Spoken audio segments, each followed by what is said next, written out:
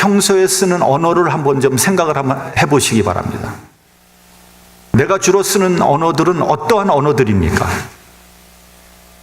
기쁨과 감사, 사랑과 은혜의 언어를 주로 쓰고 있습니까? 아니면 불평과 불만, 원망과 저주의 언어를 주로 쓰고 있습니까?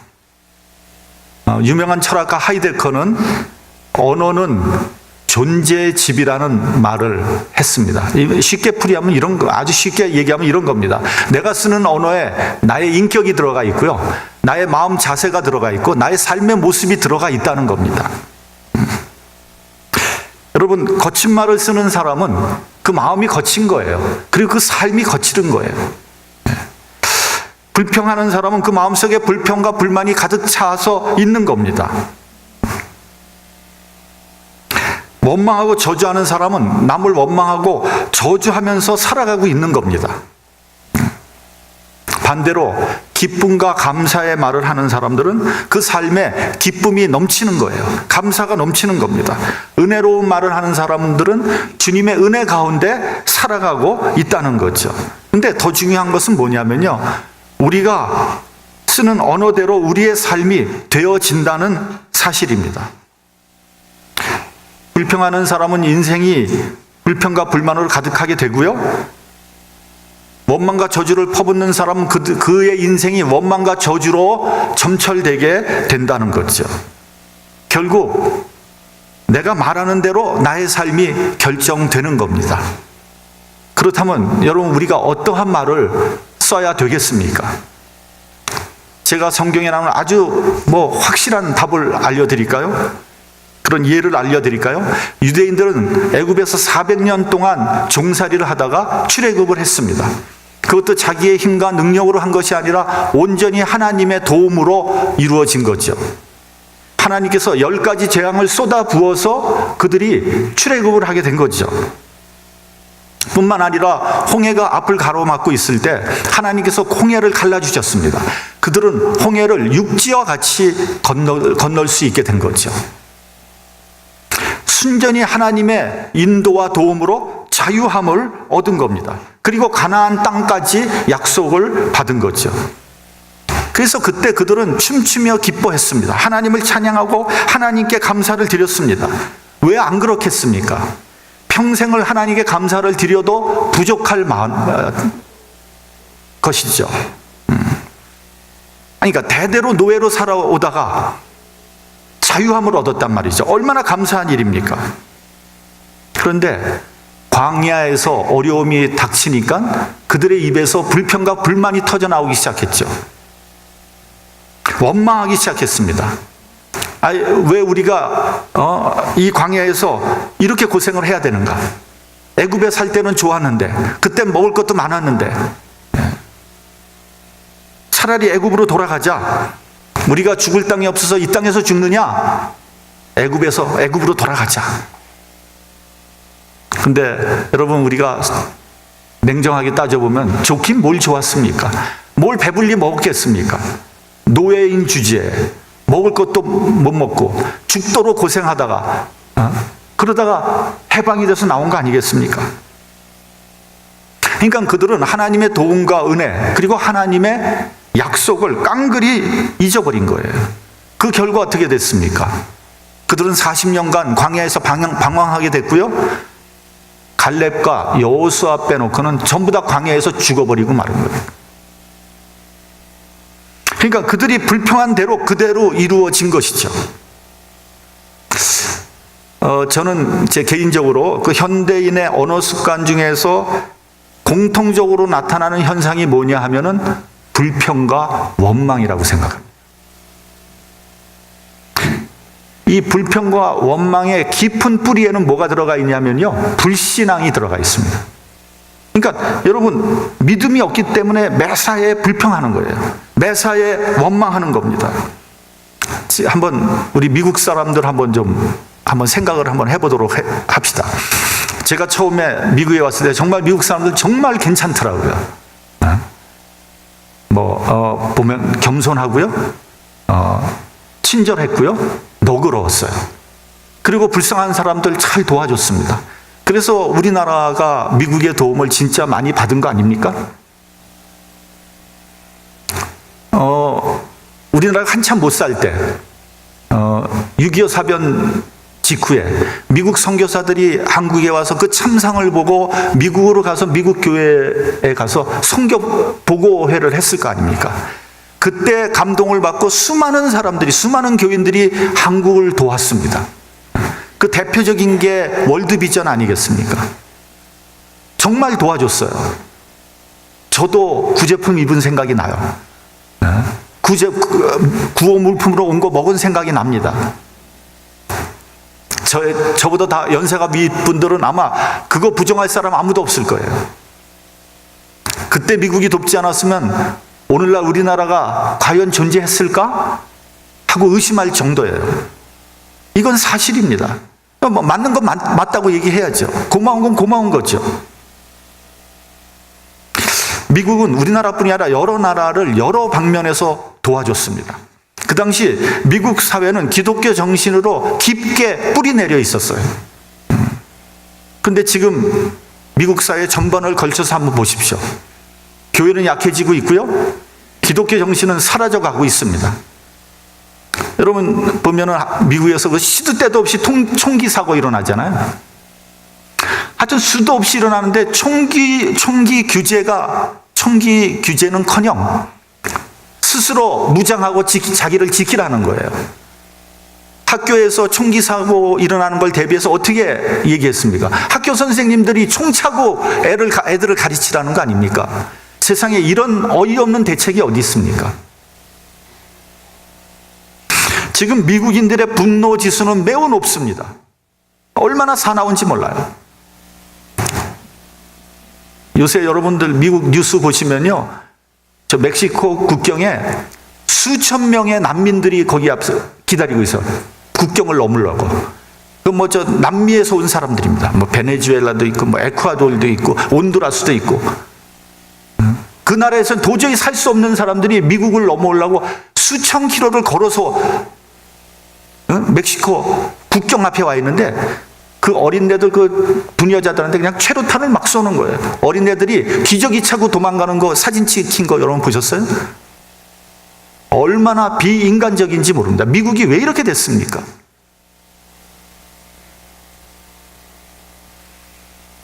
트럼프 행정부는요, 아메리카 퍼스트라고 해서 가난하고 약한 나라를 도와주기는커녕 미국의 이익이 된다면 악랄하게 착취하고 있습니다. 여러분, 미국이 무기를 팔아서 엄청난 이익을 얻고 있는 거 아시죠? 근데 중동에서 분쟁이 일어나면 뭐 갖고 싸우면 미국 무기 갖고 양쪽이 싸우는 거예요. 심지어는 IS도 미제 무기로 무장하고 있다는 거 아닙니까? 그 무기가 다 어디서 난 겁니까, 그게? 그러니까 미국에서 돈만 된다면 적군이고 아군이고 상관없이 무기 파는 거예요. 그러니까 여러분, 복음의 정신으로 세운 미국이 정신적으로 윤리적으로 무너지는 거예요, 이게. 네. 여러분, 힘만 있다고 그 나라가 강한 나라가 아니거든요. 네. 정신적으로 제대로 설 때, 윤리적으로 제대로 설 때 그 나라가 강한 나라가 될 수 있거든요. 믿음은 거덜이 났고요, 불신앙이 판을 치고 있습니다. 그 결과 여기저기서 불만과 원망을 쏟아내고 있는 거죠. 여러분, 근데 이거는 미국만 그런 것이 아니에요. 우리나라를 한번 보십시오. 우리나라는 솔직히 유사 이래로 지금과 같이 잘 살 때가 없는 거예요. 우리나라가 반만년 역사를 가지고 있다지만 솔직히 지금처럼 잘 살 때가 있었습니까? 없었어요. 우리나라의 경제 규모는요, 세계에서 12에서 12위 사이입니다. 이거 세계적인 경제 강국이에요. 한국의 고위 관료들이요, 외국을 이렇게 순방하고 오면은 꼭 하는 말이 있습니다. 뭐냐면, 외국에서 너무 융성한 대접을 받았다. 왜요? 경제 강국이니까. 근데 한국의 사정은 어떻습니까? 청년들은 3포 시대, 5포 시대 이래가지고요, 취업 포기, 결혼 포기, 출산 포기. 아니, 인생을 막 포기하는 것 같아. 노인 자살률 OECD 국가 중 1위, 노인들이 자살하는 나라가 세상에 어디 있습니까? 중장년층은 허구한 날 술 퍼마시고 있습니다. OECD 국가 중에 술 소비량 1위에서 2위. 정치, 경제, 사회, 노동 다 죽겠다고 난립니다. 사람들은 불평과 불만으로 가득 차 있습니다. 서로 분노하고 원망하고 있어요. 돈 많은 사람들은 갑질하고요. 힘없고 돈 없는 사람들은 그 당한 분노를 사회에 풀어내고 있습니다. 지금 한국은 제가 보기에 분노공화국이다. 이렇게 불러도 과언이 아니에요. 이래서 나라가 제대로 설 수 있겠나 하는 생각이 듭니다. 왜 그런 겁니까? 아니, 어느 때보다 잘 살잖아요. 국민소득 3만 불 시대에 살고 있잖아요. 제가 한국에 가면요, 진짜 잘 살아요. 돈 팍팍 씁니다. 네. 뭐 길가에 가면 뭐 BMW, 뭐 벤츠, 뭐 흔해 빠진 게 그거예요.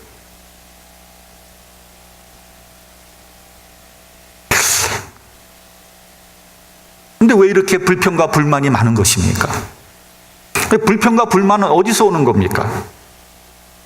저는 제 개인적인 생각은 잘못된 세상적인 욕구와 만족할 줄 모르는 병적인 현상에서 온다고 이렇게 생각합니다. 그러니까 쉽게 얘기하면 이런 거예요. 내가 없는 것이 아니라 남이 나보다 더 많은 것이 화가 나는 거예요. 불만이에요, 그게. 배가 고파서 죽는 것이 아니라 배가 아파서 죽는 세상입니다. 절대적인 빈곤보다 상대적인 빈곤이 더 참기가 힘든 거예요. 여러분, 다 같이 못 살 때는요, 배가 고파도 참았어요. 왜냐하면 뭐 그 사람이나 그 사람이 다 그렇고 그런 사람이니까 서로 위로하고 서로 걱정해주고 그렇게 살았습니다. 그래서 우리가 그런 말 하잖아요. 옛날에 못 살았을 때는 뭐 정도 많았고 그때 행복했는데, 그 왜 그런지 알아요? 너도 못 살고 나도 못 살고 너도 못 먹고 나도 못 먹으니까 불만이 없는 거예요, 그냥. 근데 지금은 나는 먹을 게 없는데 저 사람은 너무 많이 가지고 있거든. 이거 막 화가 나는 거예요. 분노가 나는 겁니다. 여기서 불평과 원망이 나온다. 저는 그렇게 생각합니다. 여러분, 탈북자들이요, 북한에서 TV나 영화를 통해서 남한을 보게 되는 거죠. 진짜 속된 말로 눈이 뒤집히는 거죠. 네. 그러니까 얼마나 동경을 하겠습니까, 남한을. 너무 멋있고, 뭐 여자들도 너무 이쁘고, 남자들은 너무 잘생기고. 그러니까 남한이 가나안 땅인 거죠. 여러분, 옛날에 우리가 어렸을 적에 할리우드 영화 보고 막 팝송 들으면서 미국을 동경했잖아요. 예? 미국이 천국이 한 중간쯤 된다고 저는 생각을 했잖아요. 근데 여러분, 미국에 막상 와서 살아보니 어떻습니까? 천국은커녕 뭐 눈물과 고난의 땅이죠. 제가 아는 분은요, 그 부부가 미시간 호수에 가서 손을 잡고 울었대요. 왜 그러냐 그랬더니 이민의 삶이 너무 고달퍼서. 그러니까 여러분, 미국은요, 그 이방인들에게 가나안 땅이 아니라 낯설은 타양일 뿐입니다. 여러분, 탈북자들도 대한민국에 와서 많이 운다고 합니다. 대한민국은요, 가나안 땅이 아니라 피도 눈물도 없는 살벌한 경쟁의 사회인 거죠. 근데 여러분, 어딘들 안 그렇겠습니까? 어딘들. 가나안 땅은 없는 거예요, 이 세상에. 다 살벌하죠. 다 냉정한 그런 경쟁의 땅이죠. 여러분, 상대적인 불만은 끝이 없는 겁니다. 옛말에 그런 말 있잖아요. 말 타면 하인 부리고 싶다. 그러니까 여러분, 그 아파트에 살다가 타운하우스 살다가 단독주택 살면은 만족할 것 같죠? 절대 만족하지 못합니다. 더 큰 집, 더 좋은 차, 한이 없는 거예요. 밑빠진 독에 물 붓기입니다. 어떤 교회에서는요, 한 사람이 명품 백 사면 그 또래 사람들이 전부 다 명품 백을 산다는 거예요. 한 사람이 좋은 차 사면은요, 전부 다 좋은 차 사고요. 한 한 사람이 뭐 좋은 집 사면 다 좋은 집 살려고 그 노력을 하는 거예요. 한 20년도 넘은 얘기입니다. 제가 부교육자로 있었는데 어느 송도 댁을 신방했어요. 근데 집이 엄청 좋은 거예요. 그 당시에 한 100만 불 했다고 하니까 뭐 굉장히 좋은 집이죠. 근데 집에 들어가 봤더니 안에 아무것도 없는 거예요. 그러니까 그 정도 좋은 집이면 그 집에 걸맞게 집을 꾸며야 되잖아요. 그리고 뭐 가구도 고급 가구를 들여놔야 되는데 집 좋은 집 사려고 거기다 돈을 다 때려 넣어가지고 아무것도 살 돈이 없는 거예요. 그러니까 아무것도 없어요. 너무 썰렁하더라고요. 그러니까 그런 집을 왜 샀는지 모르겠어요, 도대체. 끝없이 남과 비교하면서 불평불만하는 것, 이제 그만둬야 됩니다. 그것은 일종의 병적인 현상입니다. 그런다고 좋아지질 않아요. 아니, 여러분, 불평불만해서 좋아진다면 하세요. 100번이고 하세요. 좋아지지 않아요. 오히려 더 나빠지죠. 자기 말처럼 된다니까요. 교회에서도 보면 불평불만을 하는 거예요. 그래서 불평불만을 해서 잘 되면은 하세요. 그 불평불만하면 교회 망가지는 거죠. 그러니까 어떤 현명한 사람한테 행복해지는 비결이 뭐냐고 물어봤답니다. 그랬더니 이 사람이 내가 행복해지는 비결은 모르겠고 불행하게 되는 방법은 알고 있다. 3가지를 얘기하더래요. 첫째 뭐냐? 남을 부러워하며 시기하면 불행해지는 거예요. 남을 부러워해 그리고 시기해 그럼 불행해지는 거예요. 왜냐하면 남을 부러워하는 거는 벌써 비교하는 거 아닙니까? 남과 비교하는 거. 남과 비교하는 순간 그 사람은 불행에 빠지는 거예요. 여러분, 행복한 사람은 어떤 사람인지 아세요? 남이 뭐 하든지 남이 뭐라 하든지 자기 멋대로 사는 사람이 사실 제일 행복한 사람이거든요. 그렇죠? 네. 둘째는 지나간 과거를 그리워하면서 사는 사람, 불행한 사람이에요. 아, 지나간 과거는 좋았는데, 뭐 애굽에 살 때 너무 좋았는데, 좋기는 뭘 좋아요. 하나도 좋지 않았는데 그걸 그리워하면서 살아. 그런다고 과거로 돌아갈 수 있는 게 아니잖아요. 지나간 것은 이미 끝난 겁니다. 셋째는 안 되는 쪽으로만 생각하면서 불평하는 사람, 그 불행한 사람이에요. 어떤 사람은요, 그 어떤 일을 할 때 된다 안 된다 반반이야. 반반인데 꼭 안 되는 쪽으로만 생각해서 걱정하는 사람이 있어요. 이거 안 되면 어떻게 하지? 안 되면 왜 안 되는 쪽으로 생각을 해요? 그렇죠? 근데 그런 사람을 뭐라 그러냐면 걱정도 팔자다 이렇게 얘기하는 거예요. 사도 바울은 빌립보서에서 이렇게 말씀했습니다. 어떠한 형편에든지 내가 자족하기를 배웠노니 내가 비천에 처할 줄도 알고 풍부에 처할 줄도 알아 모든 일에 배부르며 배고픔과 풍부와 궁핍에도 일체의 비결을 배웠노라. 그러니까 사도 바울은요, 어떠한 형편에서도 자족한 거예요. 뭐 부자였건, 뭐 가난하건, 뭐 일이 잘 되건 못 되건 상관없어요. 자족할 줄 알았어요. 어떠한 환경에서도 행복했어요. 근데 어떻게 그럴 수 있습니까? 이 사람은 복음의 능력을 알았기 때문입니다. 하나님의 은혜에, 하나님의 그 구원의 그 파워가 얼마나 세다는 게, 얼마나 감사하다는 걸 알고 있었던 거죠. 그러니까 그런 감사, 그런 은혜가 다른 것들을 다 덮는 거예요. 생명이 충만한 거예요. 여러분, 목마른 사람에게 필요한 게 뭡니까? 생수잖아요, 생수. 목마른, 막 목이 말라 죽겠어. 근데 거기다 떡 갖다 줘 보세요. 그게 무슨 소용이 있겠어요? 기름진 고기, 이거 아주 맛있는 고기거든요? 들어보세요. 그 누구 약 올리는 거예요, 지금? 아무 소용없는 거예요. 그 사람한테 필요한 거는 생수입니다. 생수. 생수만이 갈증을 해결할 수 있는 거예요. 그렇다면 여러분, 인간의 영혼에 필요한 것이 무엇이겠습니까? 내 영혼에 필요한 게 뭐겠어요? 돈이겠어요? 부귀 영화겠어요? 권세겠어요? 뭐 명예겠습니까? 그런 거 내 영혼에 아무런 도움이 되지 않아요. 그거 다 헛된 거 아닙니까? 그런 것들로 결코 목마른 영혼을 채울 수 없어요. 오직 말씀의 생수만이 그 갈증을 해소할 수 있는 겁니다. 둘째는 원망의 문제예요. 원망이라는 것은 남에게 책임을 전가하는 심리에서 나오는 거예요. 무슨 일이 잘못되면 자기가 스스로 해결할 생각하지 않고 스스로 감당할 생각하지 않고 남에게 책임을 전가하는 사람이 있습니다. 내가 못 사는 것도 남 때문이고 내가 실패한 것도 남 때문이고 뭐든지 다 남 때문이에요.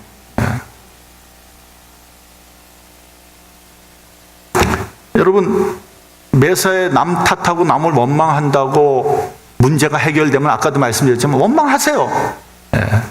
절대 문제 해결되지 않습니다. 문제가 더 복잡해지는 거죠. 더 고통스러워지는 거죠. 그럼 어떻게 하면 이 원망하는 습관에서 벗어날 수 있습니까? 자기 자신을 돌아볼 줄 알아야 됩니다. 하나님 앞에서 나를 볼 줄 알아야 돼요. 아니, 내가 부족한데, 내가 잘못했는데, 내가 죄인인데, 내가 불순종했는데, 내가 부족한 죄인이라는 걸 깨달으면 누굴 원망할 수 있겠습니까? 그러니까 자신의 죄를 볼 수 있는 겸손함이 있어야 된다. 두 번째는 원망하는 사람은요, 소망이 없는 거예요, 소망이. 지금은 좀 잘못됐다고 할지라도, 지금 좀 어렵다고 할지라도, 고난이 있다고 할지라도 저 앞에 하나님의 약속과 축복이 있음을 안다면 원망하지 않습니다. 고난과 시련이 합해서 선을 이룬다는 믿음이 있다면 원망하지 않죠. 원망할 이유가 하나도 없습니다. 여러분, 불만과 원망을 해결하지 않고서는요, 어떠한 행복도 없습니다. 어떠한 평안도 얻을 수 없습니다. 불평과 원망은요, 인간성을 파괴하고요, 사회를 파괴하고 걷잡을 수 없는 파국으로 가게 되는 겁니다.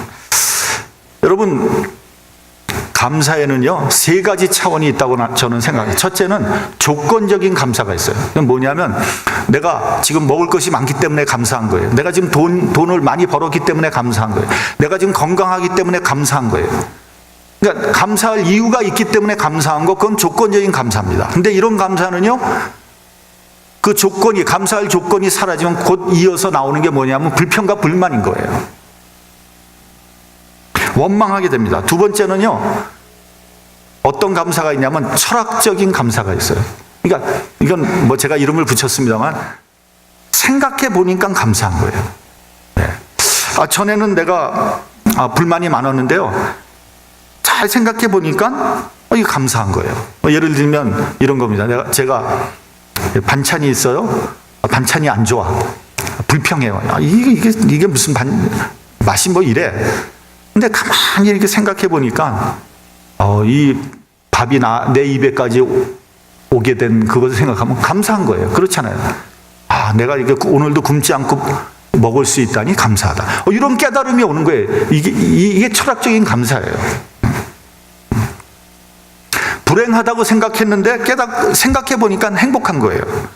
내가 가난하다고 생각했는데 생각해 보니까 의외로 가진 게 많은 거예요. 그거 다 쓰고도 모자르지 않아.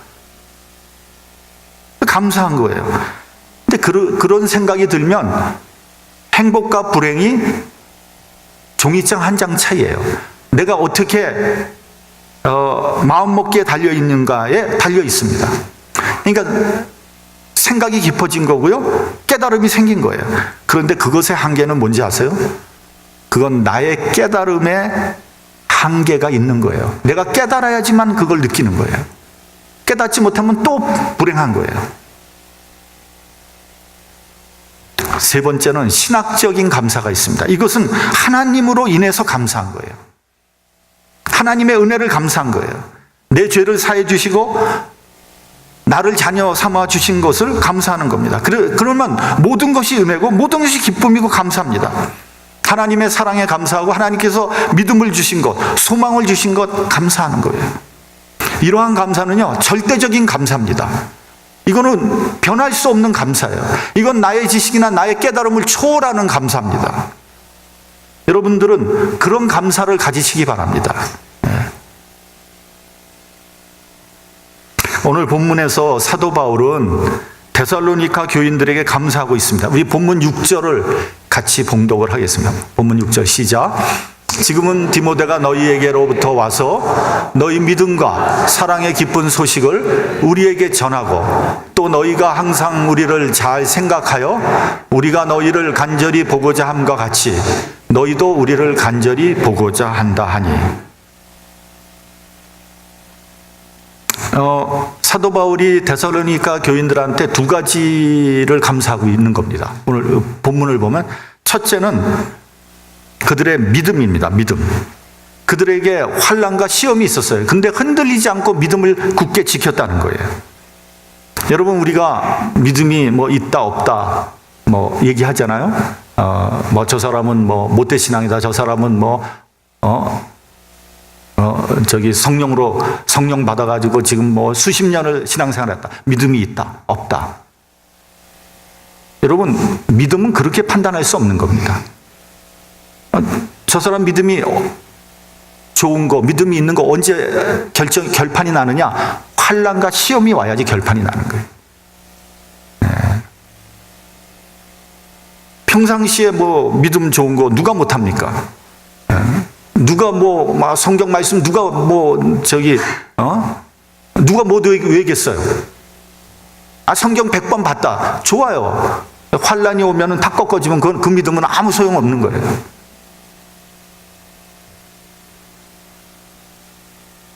누가복음을 보면 인자가 올 때 세상에서 믿음을 보겠느냐라고 말씀하고 있습니다. 그러니까 환난이 올 때, 인자가 올 때 세상 종말에 믿음 있는 사람 찾아보기 어렵다는 거예요. 여러분, 북한은 세계에서 기독교 박해 국가 1위입니다. 1위. 오픈도어 선교회에서 발표한 거에 보면 북한이 단연 1위, 2위가 아프가니스탄입니다. 뭐 3위가 뭐 사우디아라비아, 이란, 이라크 뭐 이런 나라들. 그러니까 북한이 그런 나라보다도 더 박해를 하는 거예요. 그럼 북한에도 지하교회가 있다고 합니다. 지하교인도 있고요.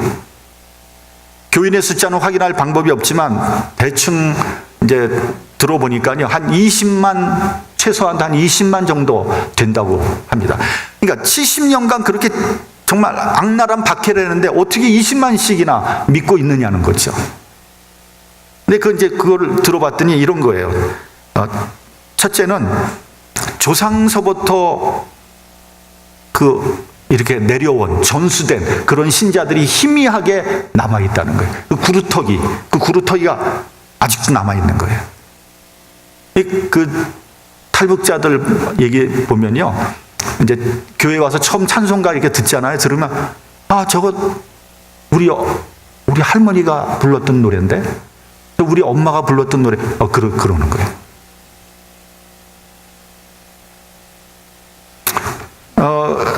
근데 그보다 더 중요한 건 두 번째입니다. 두 번째는 대부분인데, 이 사람들은 탈북자들입니다. 탈북자들이 중국에 와서 있잖아요. 중국에 와서 있다가 한 70%가 도로 북한으로 들어간 거예요.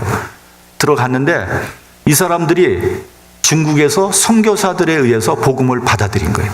한 반 정도가 받아들였다는 거예요. 그러니까 이들이 북한에 다시 들어가서 자기네 가족, 친척, 친지들을 통해서 음성적으로 전도를 하고 있는 거예요. 모여서 예배 드리는 거예요. 그들의 숫자가 적지 않다는 거죠. 그러니까 북한 수용소에 갇혀 있는 그리스도인들이 다 그 사람들입니다. 저는 북한의 신자들이 신학적으로는 많이 부족하겠죠. 그러나 그들의 순수한 믿음만은 인정받아야 된다고 생각합니다. 왜냐하면 그 환난, 그 핍박이 엄청나거든요. 그 가운데서 믿음을 지켰다는 거예요. 이들이야말로 하나님께서 기뻐하시는 믿음을 가지고 있는 겁니다. 둘째는 사랑의 기쁜 소식을 들었다는 겁니다. 데살로니가 성도들에게 사랑이 있었다는 거예요. 그들은 서로 사랑했다는 거예요. 여러분, 근데 사랑은요, 반드시 뭐가 있어야 되냐면 수고와 희생이 들어가 있어야 됩니다. 여러분, 나는 저 사람 사랑한다, 나 사랑해, 서로 인사합시다, 사랑합니다. 그거 아무것도 아니에요, 그게. 여러분, 사랑하는 사람을 사랑한다면 그거 누가 못하겠느냐? 그거 세리도 하고 이방인도 한다. 그거 마태복음 말씀입니다. 나를 힘들게 하고, 나를 곤란하게 하고, 나를 정말 고통스럽게 하고, 이런 사람들을 사랑하려면 많은 수고와 희생이 따라야 되는 거죠. 그 사람을 위해서 기도해야 되고요. 때로는 눈물을 흘려야 됩니다. 여러분을 힘들게 하는 분을 위해서 기도해 본 적 있습니까? 어떤 사람이 나를 굉장히 괴롭혀 힘들게 해. 기도해 본 적 있습니까? 보통 교인들은 이제 그럽니다. 나를 막 괴롭혀 힘들어. 그러면 교회가 여기만 있나? 딴 데 가지. 그 얘기는 뭐냐면 사랑 안 하겠다는 겁니다. 나는 사랑 안 하겠다. 그 말하고 뭐가 다릅니까, 그게?